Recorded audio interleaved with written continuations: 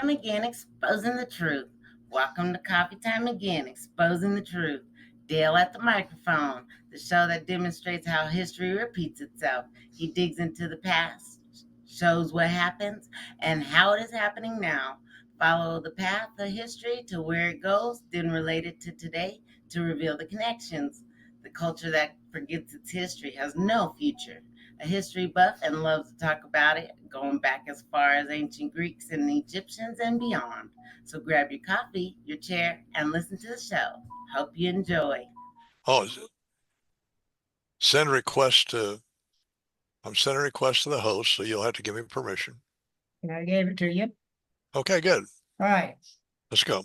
let's go. Good afternoon, ladies and gentlemen. My name is Dale. I am the host of the show Coffee Time Again, where we expose the truth. And today we're exposing the truth of math and the problems with math in today's society, which I totally agree there is a problem with.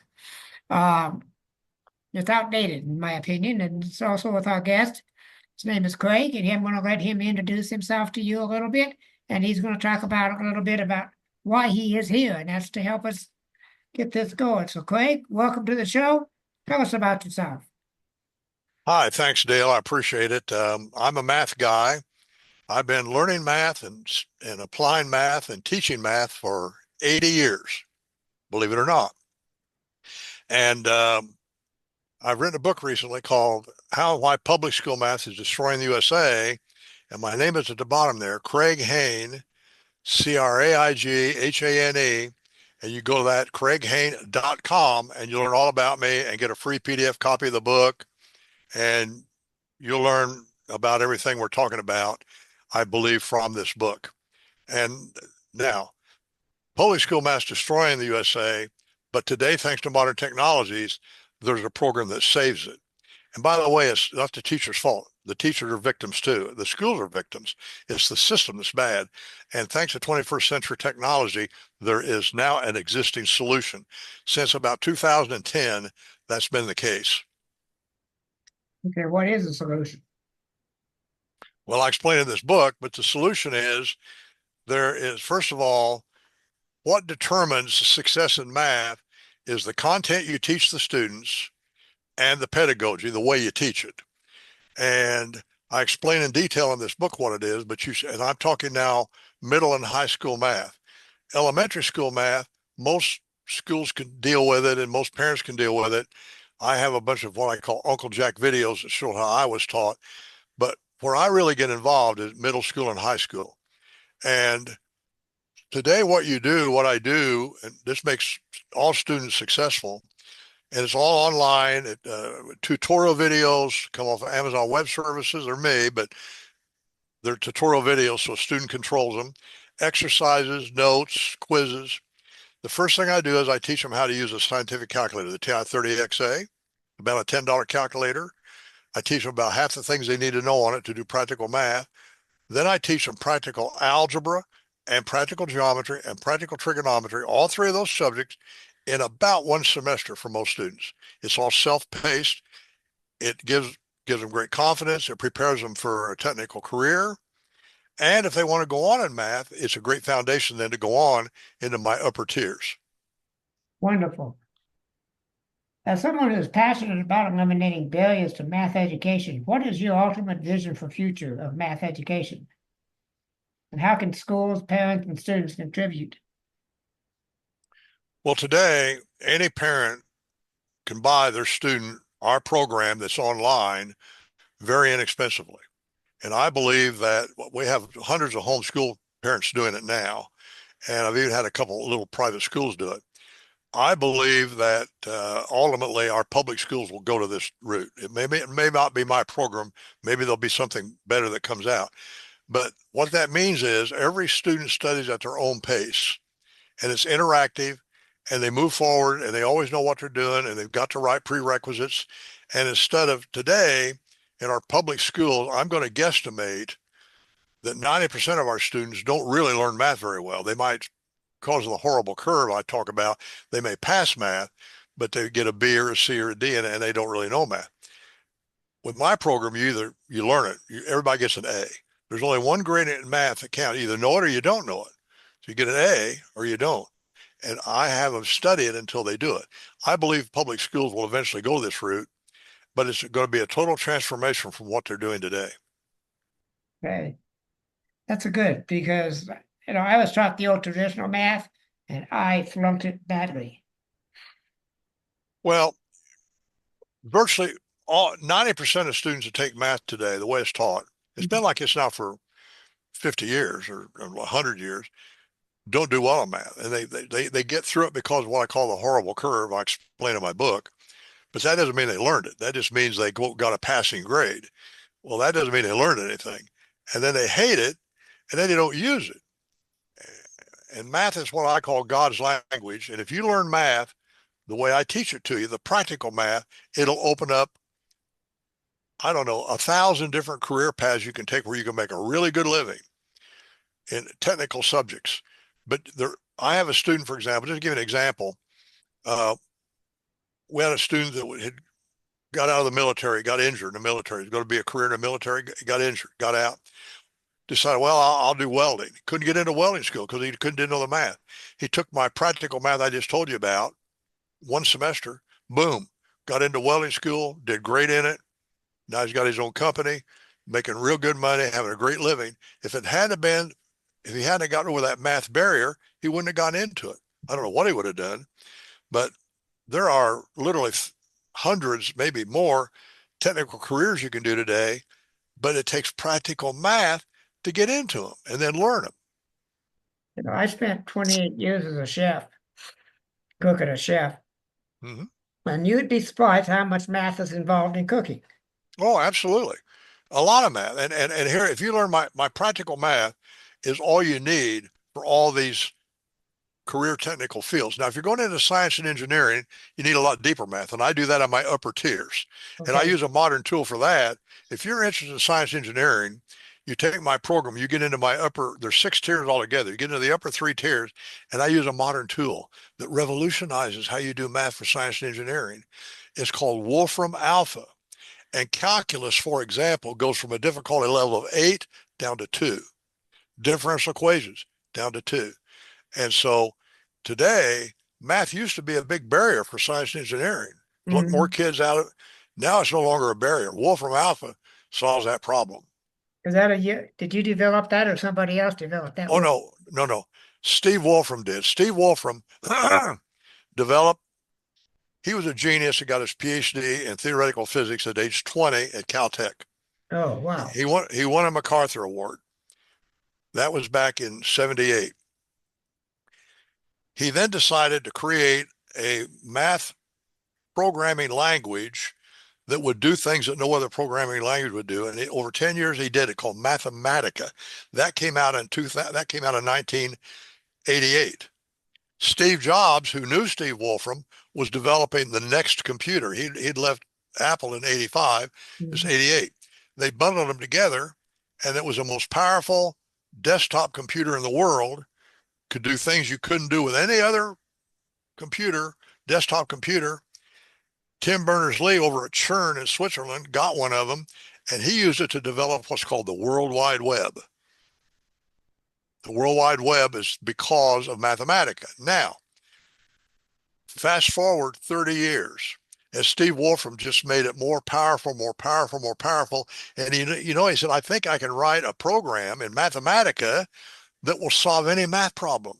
And you ask it in a kind of a natural language. And he did it. It's called Wolfram Alpha. And it came out, it's free in 2009. And I was beginning to put my program together about that time. And I saw that and I go, oh my God, this is just a total game changers. And so starting in the upper tiers where I'm teaching science engineering, I use Wolfram Alpha. And I learned math better myself with it, even though I taught it manually the old fashioned way. Mm-hmm. And it's amazing. And do you use an iPhone? Yeah, no. Well, anybody uses an iPhone, there's a thing on it called Siri. Yeah. That's based on Wolfram Alpha. That's an application of Wolfram Alpha. There would not be an iPhone today if it wasn't for Mathematica. And there wouldn't be a Siri if it wasn't for Wolfram Alpha. Okay. Steve Jobs used Mathematica then, as there's all kinds of things in the iPhone that required that kind of programming. Mhm. And it's just amazing. So yeah, and I explain all that, by the way, in this book. I'm going to get the book. I'm going to go there and get that copy because first of all, I want to read it. And second of all, my sister has an iPhone, and every time I turn around, she's asking me to do something with it, and I can't do it because I don't know iPhones. That'll help me. Well, I must confess, I use an Android myself. Yeah. I don't use, because the Androids are very powerful now, and I use them. Most of my family uses iPhones, and Same here. but I'm a cheapskate, so I use an Android. I don't know where my phone is right now, somewhere, I not don't laying know around. mine is. Mine's being charged. But anyway, no, anybody that is interested at all in math education for themselves or any family member, any friend Yeah. needs to get this book and get a free PDF copy of it Yeah. on I'm my going to. website. But by the way, if you go to Amazon and buy it, guess how much Amazon prints this book out? One copy and sends it to you. If you're in Amazon Prime, Mhm. no shipping charge. 2 days later, you get it. Well, it's been a little longer during Christmas season, but normally 2 days. Guess how much this book costs? $10. $4.80. That's the cheapest they'd let me sell it for. They get all the money. Mhm. I don't get a dime off of it or a penny Yeah. off of it, but I didn't want it. But the point is, can you imagine printing this book out? It's I don't know, it's 170 pages, Yeah. all nice and bound, copyrighted, Yeah. everything. I may do it that way. Is it in an ebook, Audible? No, No. Okay, because that's usually what I get. no, it's not. What I've got in Audible though is on my own website. I've got how and why homeschool math can be vastly superior to public school math. That's on my website. It's free, and every chapter has a PDF you can read or a video you can listen to and watch. Mostly Yeah. listen to. That's the closest thing I've got. Right, because I do a lot of Audible. Yeah. I probably can get it done one of these days with one of these new AI tools. I can probably get an AI tool that will create an Audible of this, but I haven't done it yet. Yeah, I just started using AI myself on a job search. Yeah, we are too. Yeah. You're talking here about Triad Math Tribe. You haven't mentioned that yet. I'm just curious, what is the Triad Math Okay, Tribe? Triad Math Inc. is the name of my company. Okay. And when you get this book, you'll see it. It's published by Triad Math Inc. Copyright, blah, blah, blah. Okay. My math program is sold through Triad Math Inc. That's a corporation. And it's a 6-tier program, and it's all explained in this book in a lot of detail, syllabus and everything. And there's different ways you can buy it. But I also had a lot of students come to me over the years and say, you know so much more than math that's made you successful. You know, I'm 86 years old. I don't have aches or pains, and I've had lots of businesses and all sorts of things. And they say, what was it, just math? And I said, no, there's a lot more than math. There's a lot of wisdom you got to have. And I acquired wisdom tools from other people. Mhm. So I now made videos on my wisdom tools. And there's a whole bunch of them, things that help me have a great life. And so I put together this Triad Math Tribe, and if somebody joins it, it's $30 a month, but the first 30 days is free if they don't like it. They get access to all 6 tiers of my math, and they get access to all the wisdom tools. They can also go out and recruit other tribe members and get paid to do it. So they can actually, if they recruit 2 or 3 members, they get it. They're basically getting it for free. Mhm. But they pay 30, but then they get 30. And it's a tribe. I believe that any young adult that joins the tribe, it will improve their life in many different ways. Financially, it'll probably improve it dramatically, but many other ways too. How do you win arguments? How do you, just on and on. There's so much in it.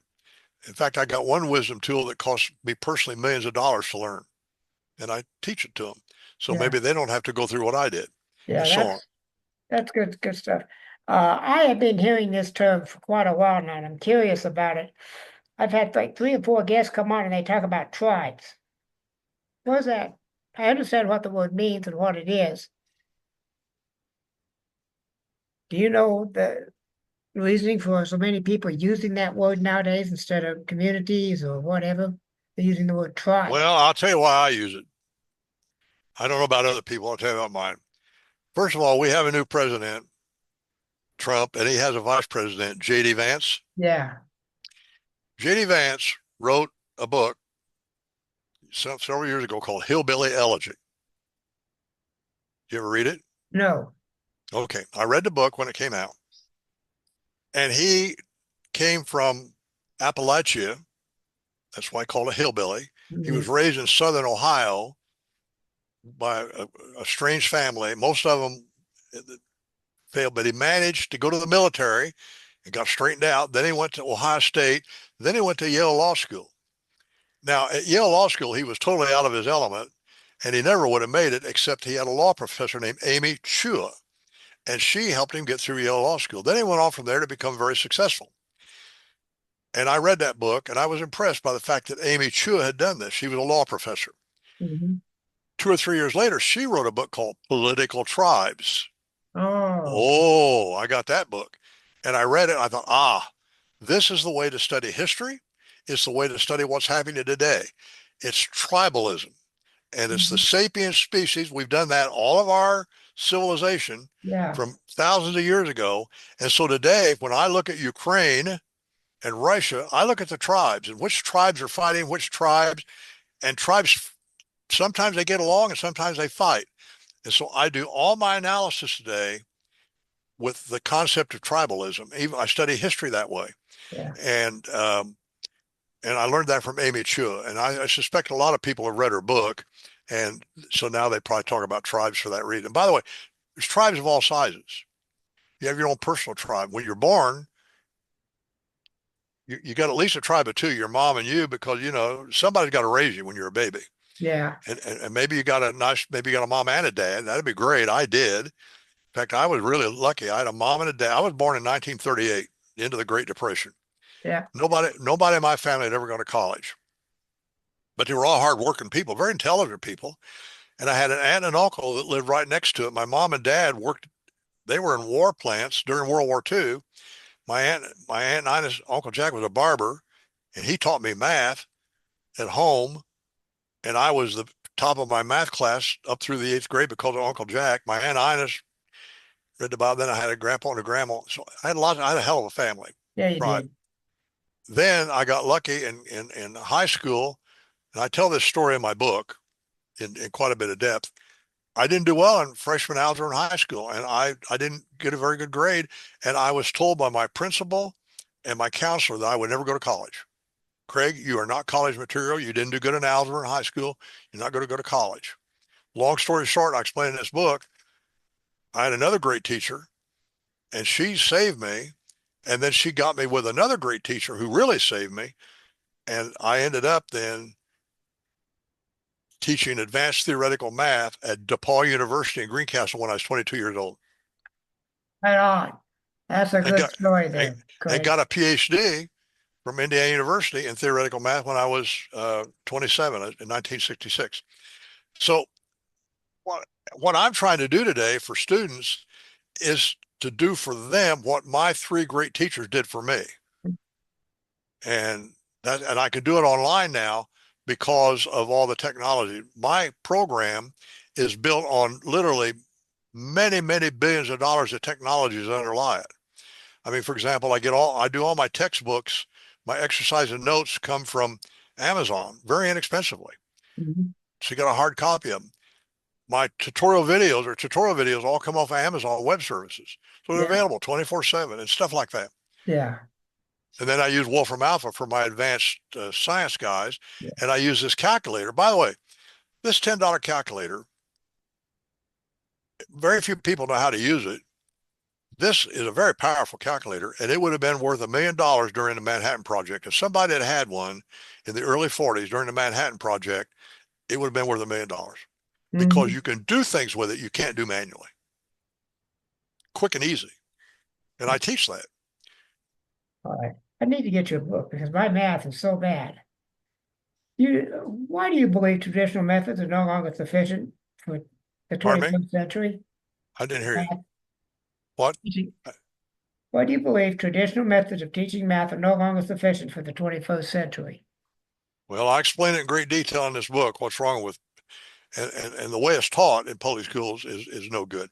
First of all, I explain this there's 5 parts to this book.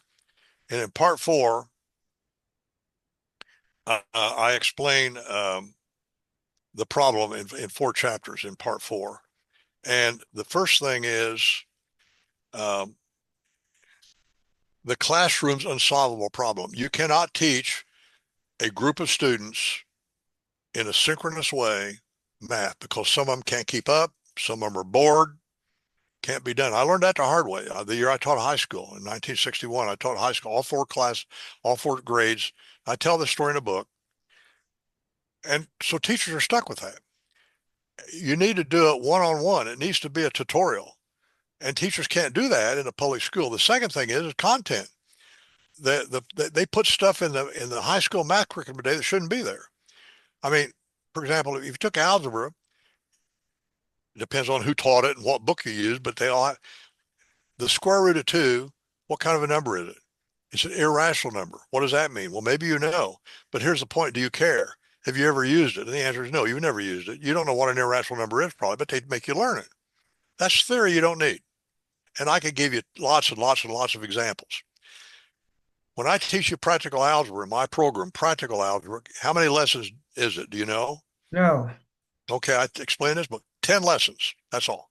And they're all easy to learn. Anybody can learn them. 10, that's all you need. When you took algebra, they made you learn the quadratic formula. You've never used it. You don't remember it. You never probably understood it in the first place. No. And here's the thing that I have learned to do some algebra doing spreadsheets, which are pure algebra. Sure. And so I teach you 10 lessons. That's all you need. Then in geometry, I teach you how long is something, what's the area, what's the volume. That's 19 lessons. And you have to use algebra with geometry together to do it. They go together. Now, the one thing they don't handle is angles. So then I have to teach you some trigonometry. That scares the hell out of most people. Yeah, me especially. But it's easier than the algebra and geometry when it's taught the way I teach. Practical, 7 lessons, that's all. And now you know practical trig. And you get all that in about 1 semester. And no one fails it. And you get an A. There's only 1 grade in math, A. That's what you said. That you either know it or you do. That's a lot of stuff, though. If you don't, you know it, you know it. If you don't, you don't. You got it. And so I believe the public schools will eventually come around, but the reason they don't is money. Every high school math textbook today is obsolete, without exception.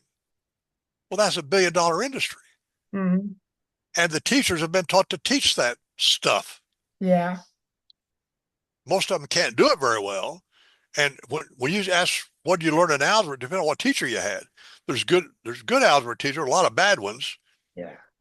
I had bad ones. That's why I did poor in algebra when I was in high school. Me too. I did not do well in algebra in high school because I had a bad teacher. My senior year, I went, and I tell this story in the book, I went to DePaul and took college algebra with a good teacher, and I got an A. Yeah. My math teacher in high school was more interested in he was the basketball coach as well as the math teacher and the principal. And he was more interested in playing basketball than he was teaching. He couldn't teach math. He probably didn't know math. My brother, I had a great geometry teacher, saved my life, Miss O'Hare. My brother had a different geometry teacher. He's 5 years younger than me that was a coach, horrible. And my brother didn't go to college, never even considered it. And by the way, we look alike. People think we're twins. He's just as smart as I am. I have a PhD in mathematics and was a math professor, and he never went to college. Well, being intelligent has no bearing on whether you go to college or not. That's correct. That's exactly right. Bill Clinton's book, they say this about counselors. You have to be after a bit of drunk to be a good counselor, and that's not necessarily true. Oh, and by the way, my brother had a successful life. He was very good at mechanical stuff and things like that. And he's had a very successful life without college. In fact, today I have in my wisdom tools, one of them is, should you go to college? Most students today should not go to college. I agree. 100% I agree. And I explained that some should, and I explain if you're one that should go to college, and here's why you should, I tell you how to do it with incurring no debt. That's would be marvelous if 2 billion people, college students, would That's one of my 20 wisdom tools. have had to do If without going in debt. Number one, should you go? Most students shouldn't. Now, that doesn't mean they don't get an education. No, But so I tell them that, and then if you are going to go, how can you do it with no debt? And I teach you how to do that with no debt. that works out very well. I went to college and incurred no debt, but I only took 3 semesters before I had to drop out for various reasons. But I went to college. I'd saved enough money way back then for 4 years of tuition because it was a lot cheaper back then than it is now. Well, yeah, Tuitions today are just crazy. well, there's a reason for that. That's the government. Yeah, it's a lot of reasons for it. It's all bad. Yeah. Anyway, Yeah. I went to college and then I tutored people. I also applied math to some other things. I learned to play poker and bridge, That would get you rich if you know how to do it, and I don't. and I made money playing poker and playing bridge and tutoring kids. And then I on into graduate school. I ended up with a PhD and no debt. That works wonders. And How no, is math education, one called my family gave me money. how has math education evolved with modern tools like scientific calculators and Wolfram Alpha? Wolfram, what was the question? How has education evolved with the modern tools? If like calculators and Well, the problem with public school math, it hasn't. They still don't teach how to use a calculator. They let them use them, but they don't teach them. And most high school graduates can't do a lot of things with this calculator you need to do. And then they certainly don't teach Wolfram Alpha, but they don't even show me a high school program, a textbook that teaches you how to use a $10 scientific calculator. And by the way, these came out in the 70s and 80s. In the 90s, they came out with expensive graphing calculators, state of the art. As of 2009, graphing calculators are obsolete because of Wolfram Alpha. And so I tell people, never spend more than $10 on a calculator. This is the only calculator. Now, by the way, once you learn to use this calculator, then you'll probably use the one on your phone because you get scientific calculators everywhere. Yeah. And your smartphone will have may have it on you. But this thing will do things a lot of others don't do. For example, fractions are wonderful, this calculator. And I just show people that. I say, okay, what is 2/3 added to 4/7? And the answer is 1 and 5/21. Or 26/21. Or 1.24. That calculator did all that. Yeah. I have a calculator my ex-wife gave me back in the 80s, and I still have it. Somewhere in this room is that calculator. Yeah, well. That's how often I use it. Yeah, I know. Well, I understand, but I don't use I use my calculator all the time. Yeah. And I use my phone all the time, and I use Wolfram Alpha a lot too. But that's because I'm doing math all the time. But so anyway, what's the next question? Your approach emphasizes practical math skills over traditional no, I can't even pronounce the word. Your approach emphasizes practical math skills over traditional theoretical methods. Why is this distinction critical for today's students, professionals, and particularly in the STEM fields? I'm sorry, I'm not understanding you, even though. This approach emphasizes practical math skills over traditional theoretical methods. Say again? Your approach emphasizes practical math skills. It does for the beginners and any struggling student. It always starts with practical math. That's the foundation for tier 1 and 2. Tier 3 is more math, some of which you might use, a lot you won't, getting ready for the SAT and the ACT. And we're still just using the calculator. Well, that's all you can use on those. Now, are you ready for science and engineering? No. Tier 4, I now start using Wolfram Alpha, and now I go into all those subjects at a much deeper level for science and engineering. Manually, it's very difficult. With Wolfram Alpha, it's very easy.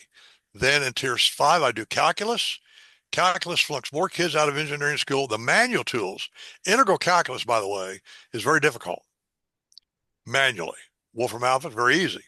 And then in high school, they never teach differential equations, but that's the workhorse of science and engineering. And I teach that then in another semester. It's tier 6. And so what I teach today, and by the way, I have students go through all that by the time they're 16 years old. They're better prepared for MIT than any public high school graduate because they know math. I had a 17-year-old student who'd been through it, and he went to the Air Force Academy. His name was James Dooley out of Florida. And he went for an interview.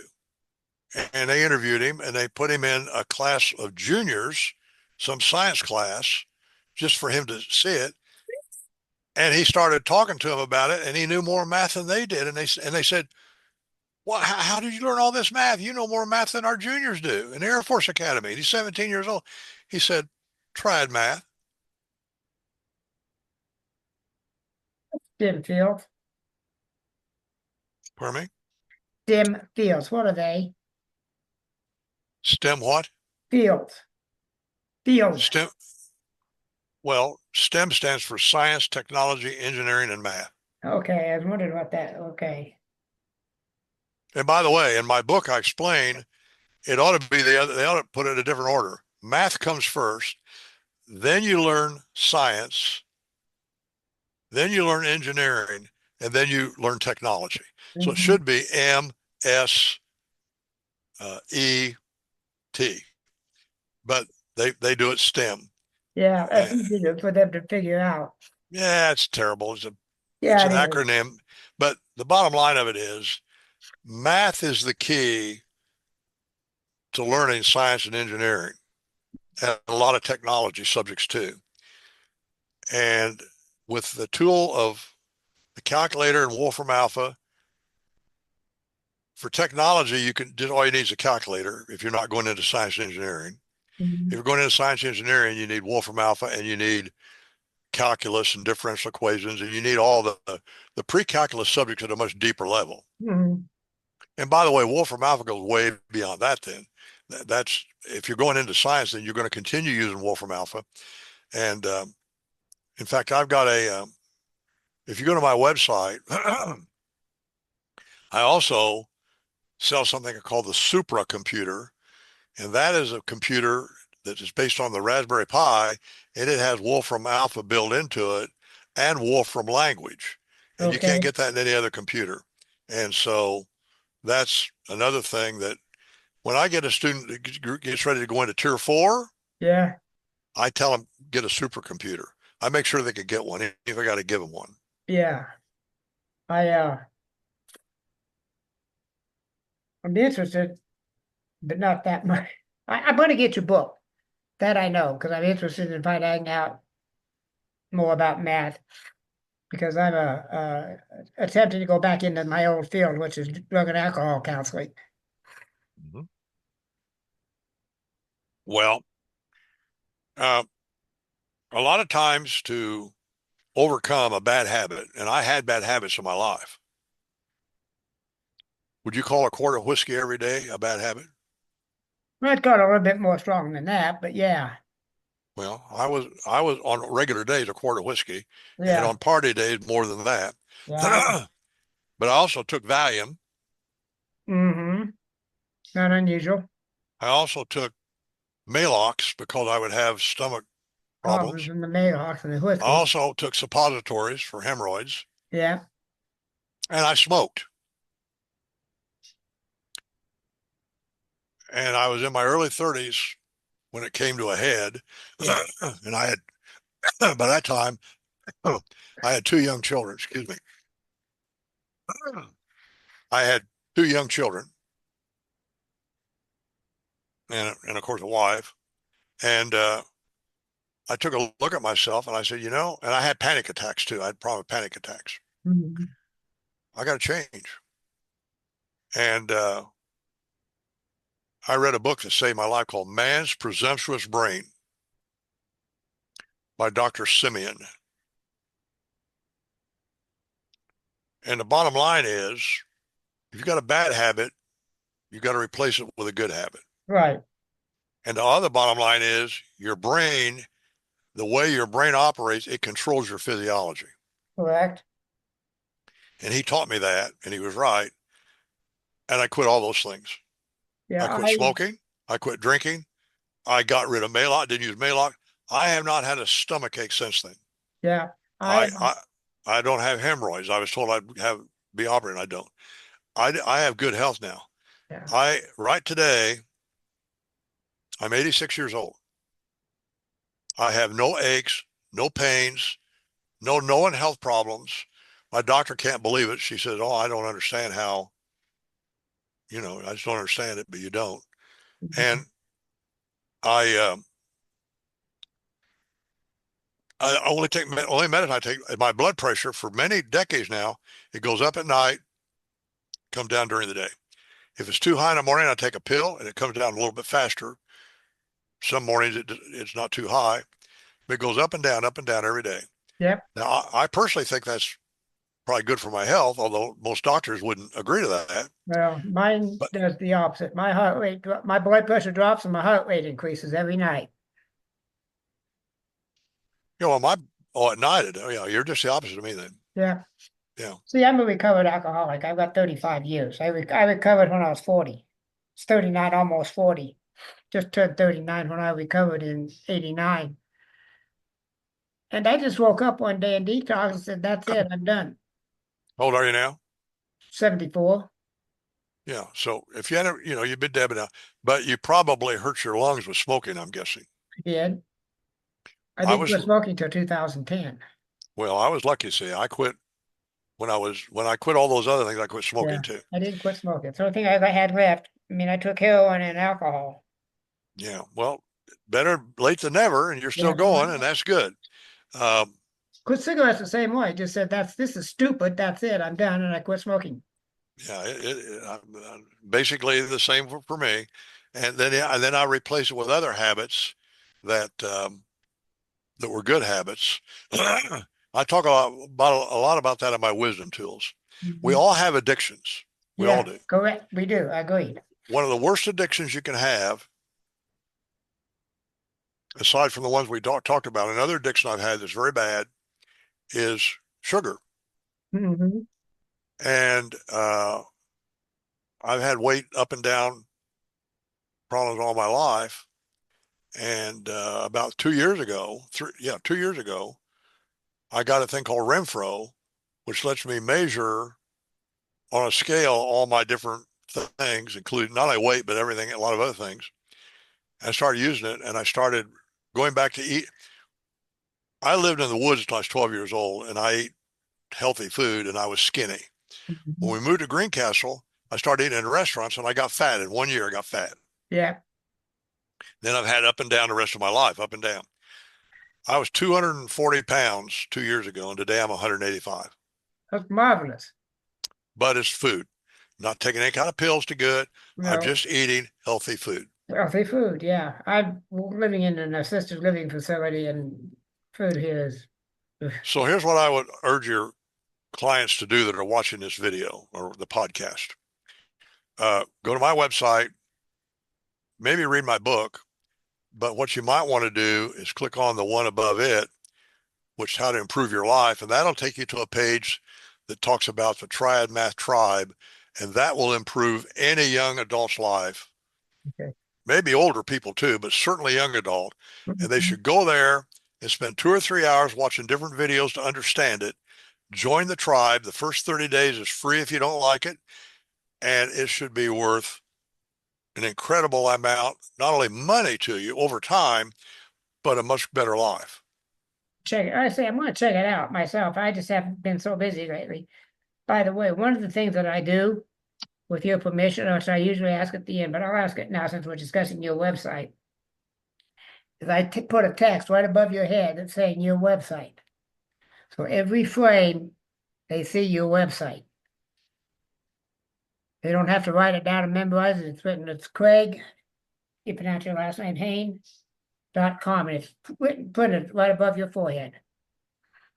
Okay. Yeah, CraigHain.com. That, and it's right above your forehead, right on every frame. Great. So that way they get a good look at it. Well, that's right. And then they go there and then everything is there. For example, there's a complete syllabus of my 6-year program there. Yeah. There's also the book I told you about where you can listen to the chapters instead of read them. That's free and it's there. There's free books there. There's all kinds of videos on math there that are free, and on and on. And then how to go to the Tribe Math Tribe. All that's on my website, as is my email address. My email address is my name, Craig@Hain.com. Yeah. And my phone number's there.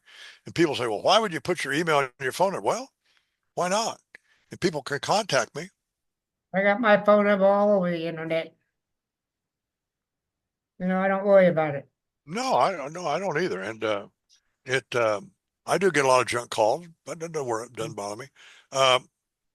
But my mission for the tribe, by the way, for the Tribe Math Tribe, I believe that there are literally millions of adults in the United States that would benefit from it tremendously, and that would improve the economy, and that their lives would improve, their families' lives, the economy would improve, then the society would improve. We got to eliminate war. My number one mission for the Tribe Math Tribe is to help eliminate war. Because war is going to, if we're not careful, it's going to destroy us. Yes, it will. And we don't know when it's coming. And if they think atomic bombs are scary, AI is a lot scarier than atomic bombs. No joke. I mean, it's something I've learned for a long, long time, that once we got it, we were in trouble because we had no control over it. We got it. And it's like any technology. There's the good and there's the bad and the ugly. And we have to make it good. And I think if enough people join the tribe and not only learn the math, but the wisdom tools, I think we can make it good. Yeah. And I see AI, frankly, as augmented intelligence. I think AI, like Wolfram Math, is a form of AI. It makes you more intelligent. It lets you do things you couldn't do otherwise. Yeah. And so I think AI, I'm not too worried about it taking over the world. No. It's going to make more people powerful. And if it makes good people powerful, we'll have a better world. But if it makes bad people powerful and they're not all set by good people, it can be horrible. Yes, it could be. And it depends a lot on, I don't think the bad people are going to get too much involved in something like this because it's woke and they don't like the woke. I hope you're right. And that's my opinion. I don't know if I'm right or wrong, but I think you're probably right. I think you're probably right because most of the good people are going to be the ones that eventually become using AI and improving on it and building on it. I just started the other day using it, so I'm not real familiar with it. I'm working for a guest that knows AI real well, so I can learn a few things.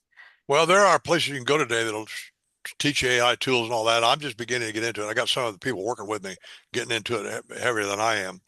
But, and my oldest son is getting deep into it. In fact, we were talking about it today on the phone, and he said somebody was talking about where is it going to be most powerful going forward, and the answer was biology. And the reason is AI, for example, I don't know if you've heard of AlphaFold, but AI, you take a string of amino acids and then they fold up into a protein with a certain shape. Right. The DNA tells you which amino acids to put together in a string, and then it folds up automatically. And once it's folded up, we can see how it is, but we didn't know how to do it. Well, AlphaFold actually does it for you. Oh, okay. They didn't think it could be done. Okay, now here's the point. So you create a new protein by changing the amino acid structure. Then the question, what is that protein going to do? So they're going to have AI to figure out which proteins do what. And it's going to be a very, very, something humans can't do. Yeah. That AI can do it. And so it's going to probably have a profound impact on our biology.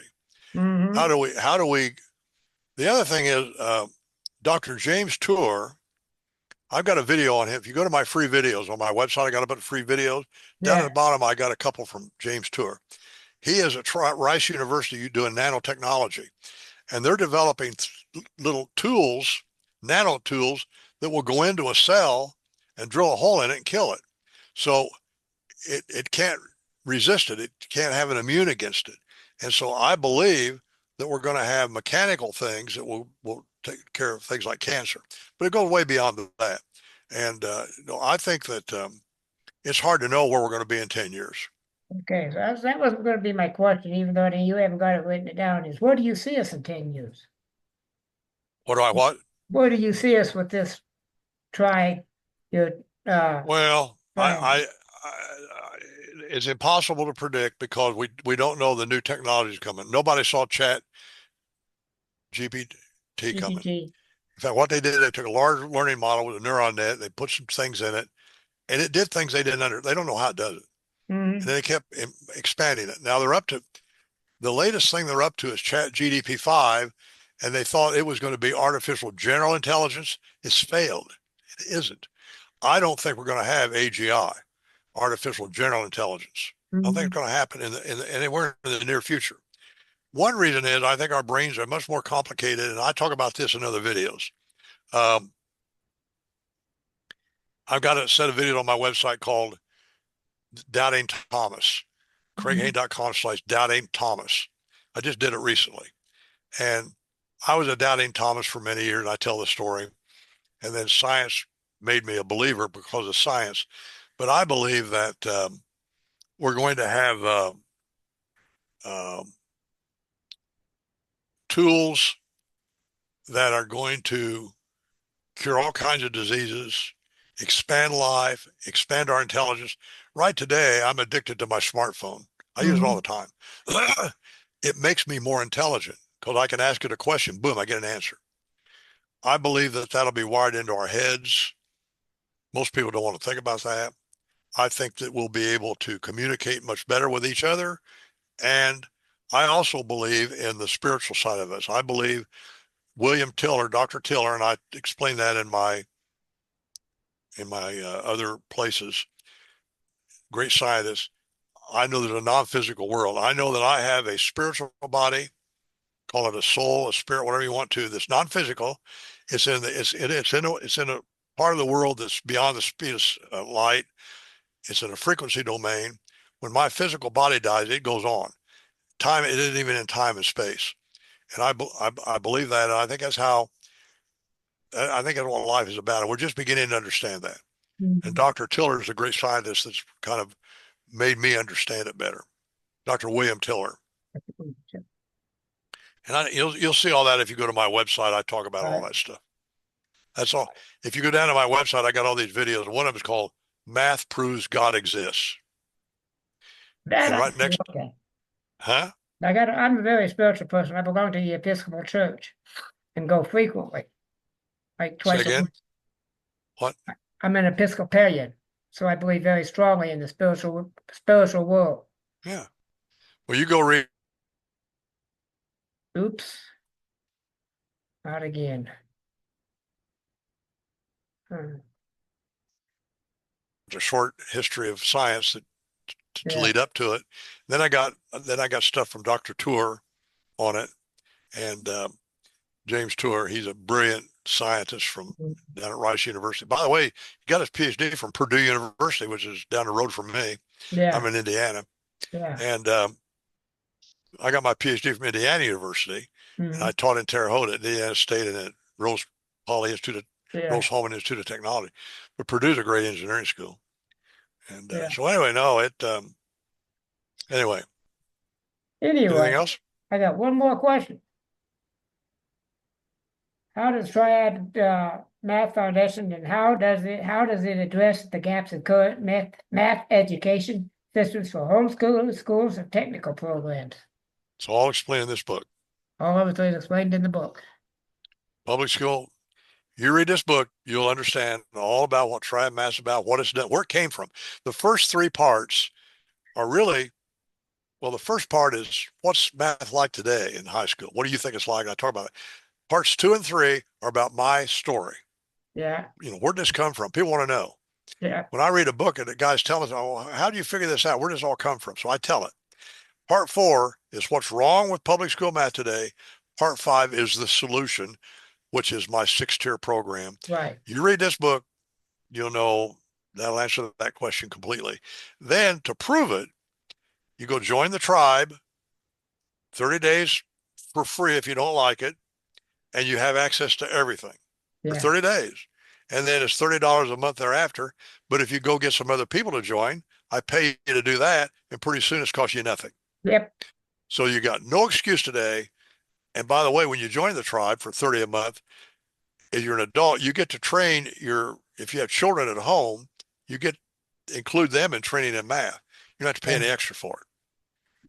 Well, I So- don't so- have children at home, but I know several people who do it.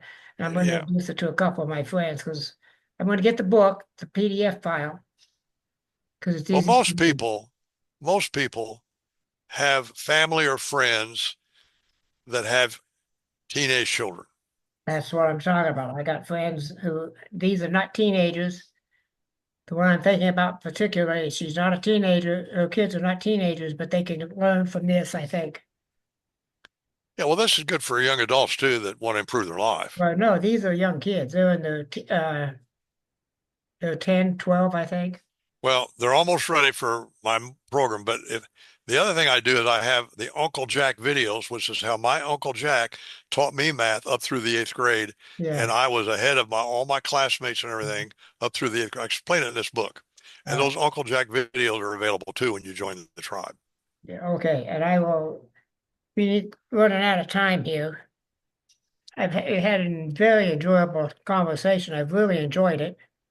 You're a marvelous my guest. I pleasure. want to thank you very much for getting in contact with me so we could do this. And it will take me about, well, don't leave. Let me sign off so we don't get this into the video. But don't leave. I'm going to stop the video. Thank you for listening to the show. There are show notes and a place to comment at https://coffee-time-again.libsyn.com/website. He hopes that you liked what you heard and will tell others about him. Dale is attempting to get a following that both disagrees and agrees with him. He does not want yes men. If you disagree, wonderful. He is happy to have you here as a part of the Coffee Time Again team. Dale does not talk about the news of the day. He is attempting to give a history lesson that is just as important about what is going on in the headlines of today. Please do not hesitate to contact him. Just remember that Dale wants a clean show, meaning no cussing, name calling, yelling, or hate allowed. You can disagree with him and not be disagreeable about it. Support him and help keep this alive. https://glow.fm/coffee-time-again.